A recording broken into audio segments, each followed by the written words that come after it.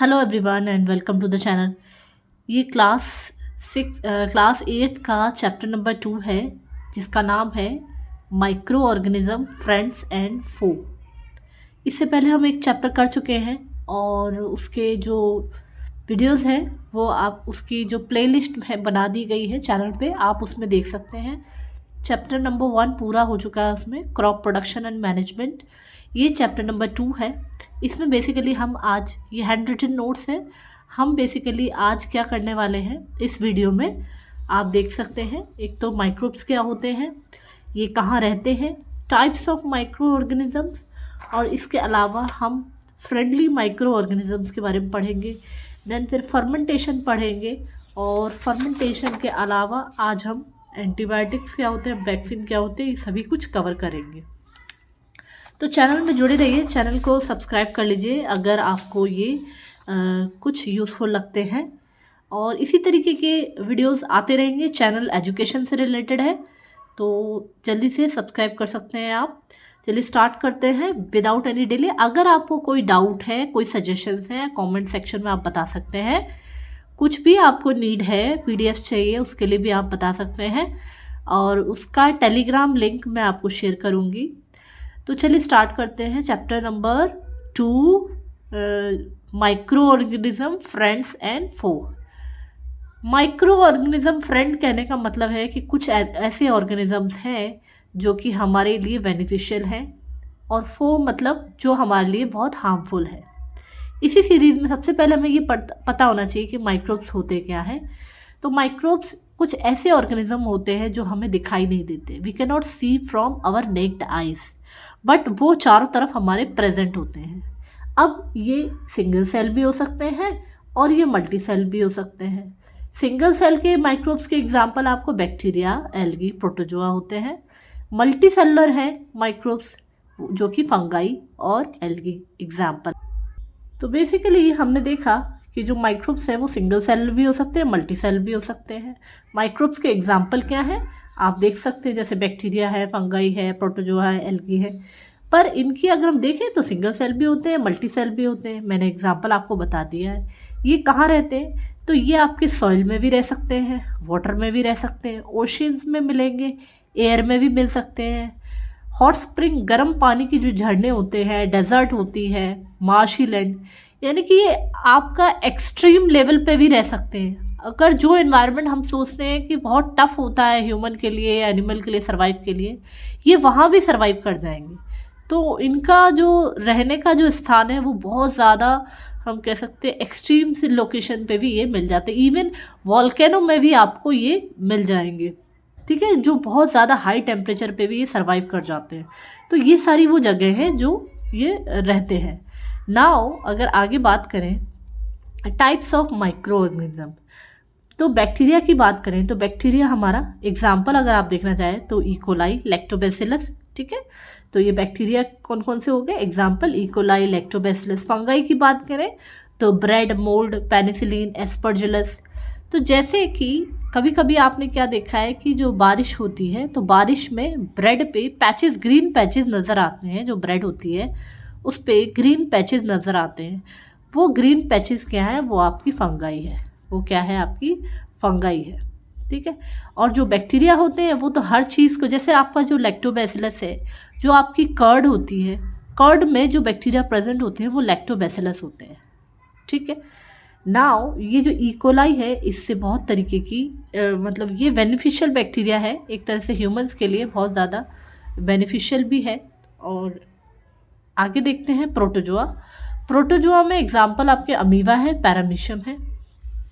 Amoeba जो साफ पानी होता है पॉन्ड का, जो फ्रेश वाटर है वहाँ पर दिखाई दे, वहाँ पर मिलते हैं ये, और ये सिंगल सेल होते हैं।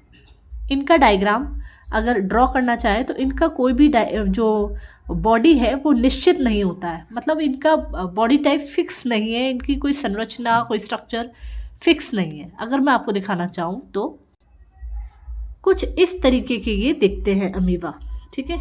और ये अपना फूड इस तरीके से यहाँ से लेते हैं, ठीक है। तो ये अमीबा है, इनके कोई हाथ पैर मुंह तो होते नहीं है, तो ये इनके फॉल्स फीट निकल आते हैं, जैसे स्यूडोपोडिया कहते हैं, जहाँ से ये फूड को अंदर अपने अंदर एनगल्फ कर लेते हैं और छोटे छोटे वैक्यूल में ये स्टोर कर लेते हैं। ठीक है, तो ये अमीबा का स्ट्रक्चर है।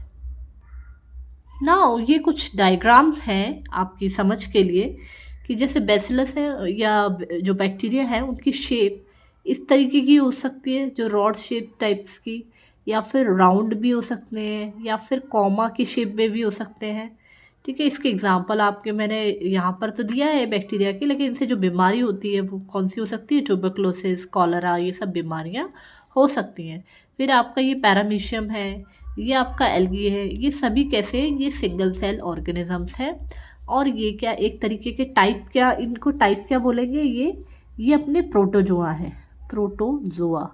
जैसे आप यहाँ पर बोल रहे हो प्रोटोजोआ, तो प्रोटोजोआ के एग्जाम्पल तो ये हो गए, ये बैक्टीरिया हो गया आपका, है ना। और फंगाई का अगर हम बात करें तो जो ईस्ट होता है, जैसे अगर आप ऐसे ब्रेड पे जो ऐसे पैचेस नज़र आते हैं, वैसे जनरली ईस्ट का स्ट्रक्चर कुछ इस तरीके से देखा जाता है। ठीक है ना। बहुत सारी चेन, लंबी चेन बन जाती है, उसको ईस्ट कह सकते हैं, फंगस जिसे कहते हैं।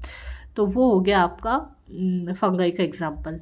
नेक्स्ट है आपका वायरसेस। तो वायरस का स्ट्रक्चर हम देखें तो वायरस कई तरीके के स्ट्रक्चर होते हैं, इसमें से ये आप देख सकते हैं, ये वायरस का स्ट्रक्चर है।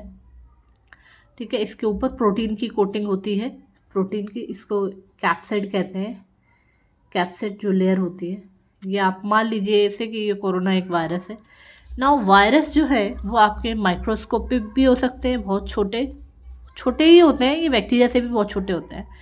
ये नॉन लिविंग होते हैं, जब तक कि ये होस्ट में नहीं जाते ये नॉन लिविंग ही रहते हैं। जैसे ही ये होस्ट में चले जाते हैं ये एक्टिव हो जाते हैं और ये उसी के अंदर रिप्रोड्यूस करने लगते हैं, मतलब अपना नंबर जो है ना बढ़ाने लगते हैं।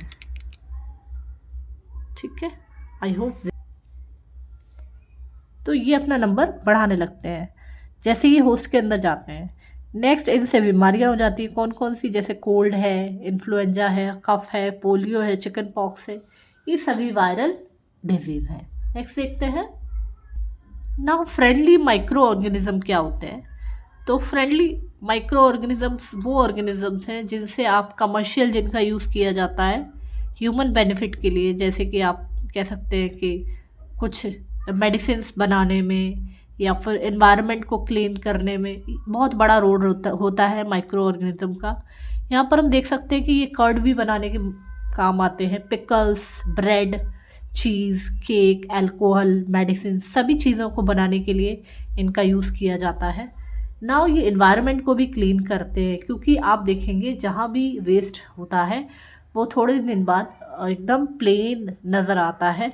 वो इसीलिए क्योंकि बैक्टीरिया का एक्शन हुआ है वहाँ पर, बैक्टीरियाज ने वहाँ पर एक्ट किया। अगर ऐसा ना करें तो वो एज इट इज़ वो स्मेल बढ़ता रहेगा, वो एरिया बहुत ही ज़्यादा मतलब ऐसा हो जाएगा अनबेरेबल। ठीक है, तो अभी आगे देखते हैं।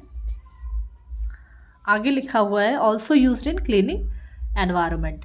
Bacteria decompose organic waste like vegetable peel, remains of animal faeces. जो एनिमल का जो वेस्ट है, जितना भी वेजिटेबल वेस्ट है, पील्स हैं, उन सभी को ये डिकम्पोज कर देता है। नाउ और ये क्या करते हैं, ये आपका फर्टिलिटी को इंक्रीज़ करते हैं, सॉइल की जो फर्टिलिटी है, यानी कि सॉइल को और उपजाऊ बनाते हैं। ठीक है, ये हो गया आपका जो माइक्रो ऑर्गेनिज्म है उनका यूज़ हमने कर लिया है। नेक्स्ट हम देखें कि ये कर्ड बनाने के भी काम आते हैं। तो मिल्क में जब लैक्टोबैसिलस प्रेजेंट होता है तो फिर वो क्या बन जाता है, वो कर्ड बन जाता है। लैक्टोबैसिलस बैक्टीरियाज हैं जो कि बेनिफिशियल हैं और जो कि किस में कन्वर्ट कर देते हैं, मिल्क को कर्ड में कन्वर्ट कर देते हैं। तो जहाँ पर भी कर्ड की पैकिंग होके आती है जिन जगह से, तो वहाँ भी इसी तरीके से बैक्टीरियाज का यूज़ किया जाता है, कमर्शियल यूज़ उसे कहते हैं। नेक्स्ट है फर्मेंटेशन। फर्मेंटेशन में देखें तो शुगर को अल्कोहल में कन्वर्ट किया जाता है, किस मेथड से? फर्मेंटेशन से। फर्मेंटेशन में शुगर को अल्कोहल में कन्वर्ट कर दिया जाता है। शुगर को एक वार्म टेम्परेचर पर, गर्म टेम्परेचर पर रखा जाता है। और तो फिर जब आप ईस्ट पाउडर डाल देंगे, ईस्ट का पाउडर डाल देंगे और ऑक्सीजन वहाँ पर अवेलेबल नहीं है तो फिर वो अल्कोहल में कन्वर्ट हो जाएगा। इसी फर्मेंटेशन को प्रोसेस को यूज़ करके हम क्या करते हैं,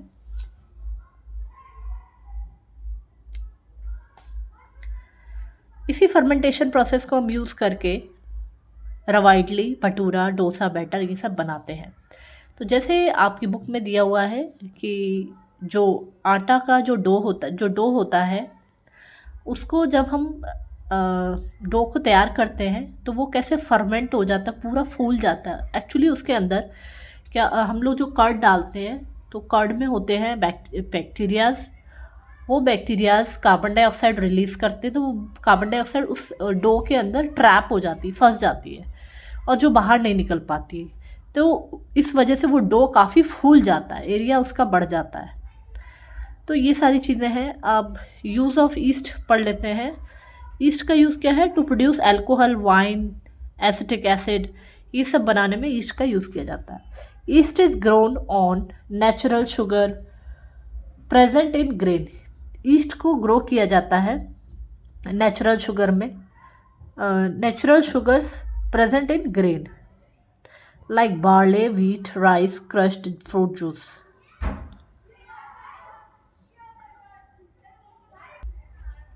तो ईस्ट को ग्रो कराया जाता है, ये जो आपकी बार्ले है, व्हीट है, राइस है, इस सबको क्रश करके एक जब भी अल्कोहल बनाना हो तो आपको इन सभी को क्रश करके पर्टिकुलर प्लेस पे डाला जाता है, फिर उसमें ईस्ट पाउडर डाला जाता है या ईस्ट को इंसर्ट करते हैं और फिर अल्कोहल आपका तैयार होता है। तो ये सारा आपका ईस्ट का यूज़ हो गया। नेक्स्ट देखते हैं। नेक्स्ट हम देखेंगे एंटीबायोटिक।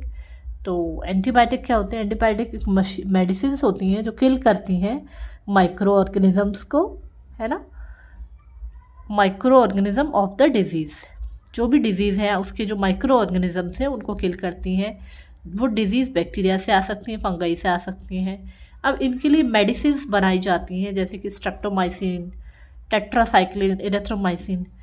तो ये जो एंटीबायोटिक, ये जो नाम दिए हुए हैं ये एंटीबायोटिक्स हैं। ये एंटीबायोटिक्स आपकी माइक्रो ऑर्गेनिजम्स को यूज़ करके ही बनाई जाती है, ठीक है।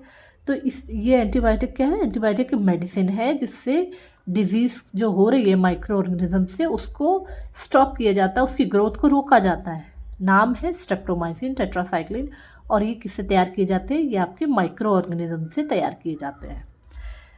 उसके बाद नेक्स्ट लिखा है, पर ये जो एंटीबायोटिक्स हैं these are not very effective on cold flu because they are virus, क्योंकि वो वायरस डिजीज़ होती है तो उसमें बहुत इफ़ेक्टिव नहीं होती है। नेक्स्ट है वैक्सीन की बात करें तो वैक्सीन क्या है, एंटीबॉडीज़ प्रोड्यूस टू फाइट।